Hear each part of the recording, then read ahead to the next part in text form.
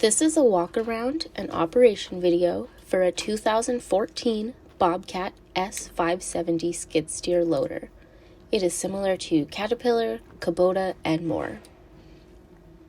It has a 61 horsepower, 2-speed diesel engine with 1,700 hours. It has a 1,950 pound operating capacity. This unit has ACS controls standard or H pattern controls. It has heat and AC, a suspension seat, radio, and the deluxe panel. This skid steer has auxiliary hydraulics, 17 GPM. This unit fires right up and operates as it should. There's normal wear and tear. Please contact us for more information.